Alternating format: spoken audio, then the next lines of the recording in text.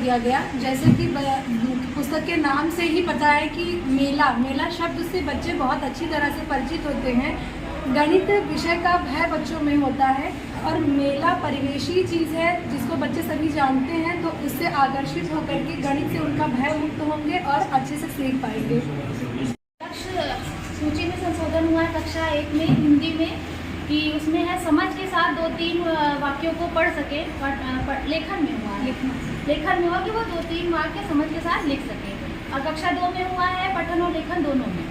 और गणित में हुआ है कि आप जैसे कक्षा 1 में हुआ है कि आप 20 तक की नोटों मुद्राओं को पहचान सकें और 99 तक के योग को कर सकें, जिसमें आपका 20 तक का योग कर सकें जिसमें आपका 20 से ज़्यादा का योग ना आए।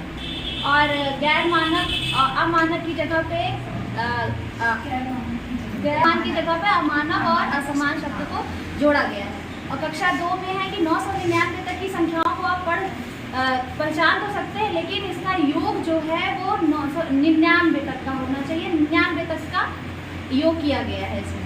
और 100 तक की मुद्राओं का समझ के साथ लेन देन का भी इसमें प्रस्तुतिकरण किया गया। सीखा है उस सीख से वो एक क्रॉस क्वेश्चन करता है और क्रॉस क्वेश्चन में जो भी निकलता है फिर उसमें अगर क्वेश्चन आता है और क्वेश्चन से जो फाइनल रिजल्ट आता है तो बच्चे की सीखने की प्रक्रिया वो पूरी मानी जाती है। विस्तृत रूप से प्रस्तुत करना ही डिकोडिंग कहलाता है। का नंबर है उसको देखने से पता चल जाता है कि ये किस जिले की गाड़ी है।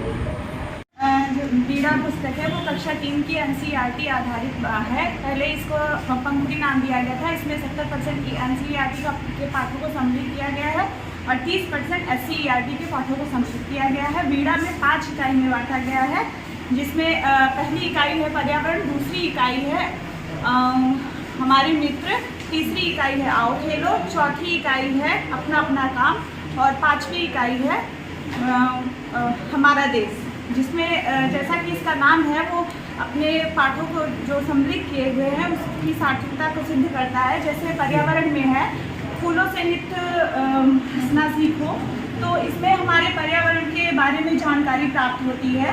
और इसमें SCERT के जो पाठों को सम्मिलित किया गया है वो है पाठ 6 बीरबल की खिचड़ी के जगह पे घुमक्कड़ तारा।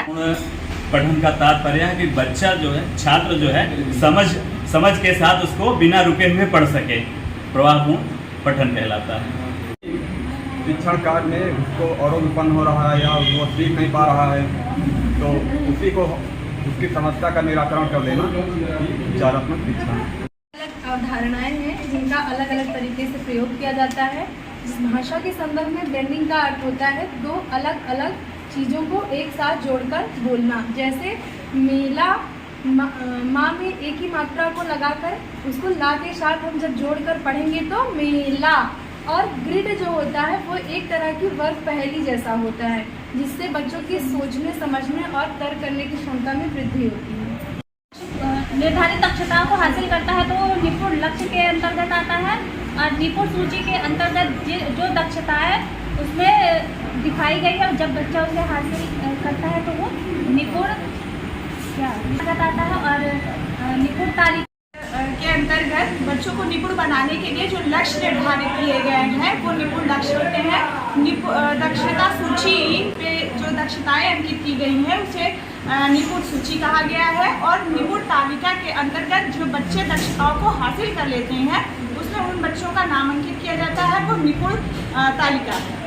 रिलीज ऑफ रिस्पॉन्सिबिलिटी अर्थात उत्तरदायित्व को धीरे धीरे छोड़ना। मतलब जैसे शिक्षक होता है, शिक्षक अपनी जिम्मेदारी क्या है, जैसे पढ़ाता है जो चीज़ वो धीरे धीरे बच्चों के ऊपर स्वतंत्र रूप से हल करने के लिए उसको छोड़ देता है कि बच्चे अब स्वतंत्र रूप से उसे कर पाएँ।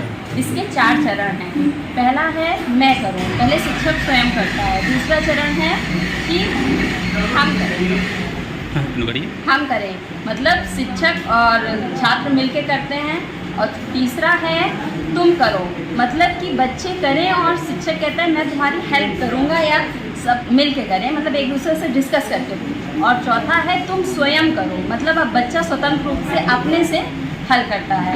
इससे क्या होता है कि बच्चों में लर्निंग आउटकम अच्छा होता है, बच्चे के अंदर एक कॉन्फिडेंस आता है। फिर चर्चा पर सिद्धांतों को लागू करना, फिर गणित का अभ्यास करना, फिर खेल। ये गणित के 4 ब्लॉक। D+4 है। 5 means Pre1, Pre2, Pre3, first and second. और फिर 3 में जो है थर्ड, फोर्थ और फिफ्थ।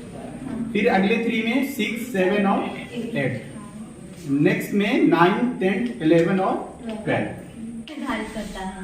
यानी कि में उनके लक्ष्य और जो NCF है वो उसमें चलने का पाठ्यक्रम निर्धारित करता है, रास्ता निर्धारित करता है। और जो NCERT है वो वहाँ तक जो है वो उसकी सामग्री उपलब्ध कराता है जिससे हमारे लक्ष्य पूरे हो जाए। बिल्कुल। 5 विकास के लिए ये 5 घटक हैं: अन्नमय, विज्ञानमय, प्राणमय, मनोमय और आनंदमय। बाद बच्चे को इकाई और दहाई का ज्ञान कराएंगे। उसके पश्चात लचीलापन, जैसे कि किसी जोड़ को जोड़ना है, 15 या 25 को जोड़ना है, तो उसके लिए हम क्या करेंगे, सबसे पहले मानक रखेंगे। 1 का मानक यानी कि 1 दहाई का मानक 10 होता है और 2 दहाई का मानक 20 होता है। तो बच्चे को ये सिखाएंगे कि 10 और 20 कितना हो गया, 30 हो गया। फिर हम इकाई के अंकों को जोड़ सिखाएंगे कि 5, 5 कितना होता है, 5, 5 10 होता है, तो 30 + 10 जोड़ के हम 40 कर देते हैं। जो कक्षा 1, 2, 3 में जो बच्चे छूट गए हैं, जो पढ़ने में उनका गैप आ गया, उस गैप को पूरा करने के लिए 1 अप्रैल से जो है संभवतः 6 या 7 जुलाई तक ये शिक्षण कार्य किया जाता है। उसके बाद में जो है सप्ताह है कि बच्चों की प्रगति और प्रदर्शन स्तर की जांच करना और उनमें आने वाली समस्याओं का निदान करना। और इसमें ये होता है कि बच्चों का चयन किया जाता है, फिर उनकी समस्याओं को प्रमाणित करके इसका वर्णन किया जाता है। वर्णन के पश्चात उनके जो अधिगम स्तर हैं उसमें सहायता की जाती है एवं जो है इसके शैक्षणिक स्तर का सुधार किया जाता है।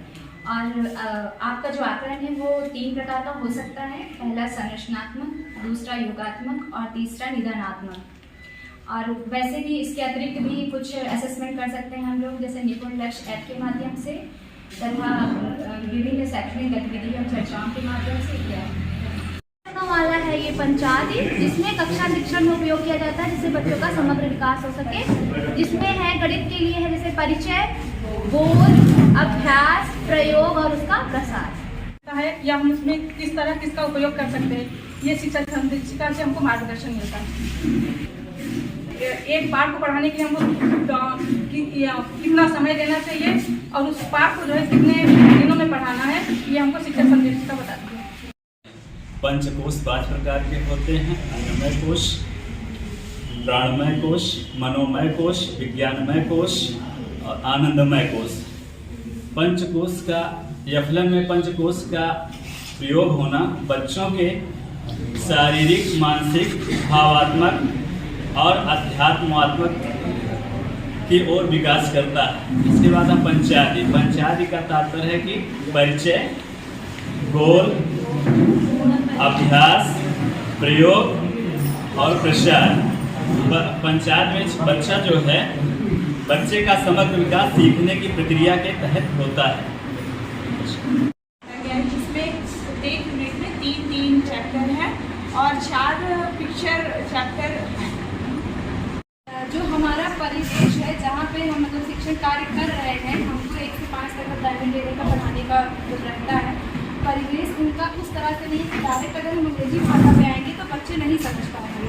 अगर वही चीज़ हिंदी भाषा में उनको समझा के हम अंग्रेजी सिखाएंगे तो वो जल्दी सीख जाते हैं। इसीलिए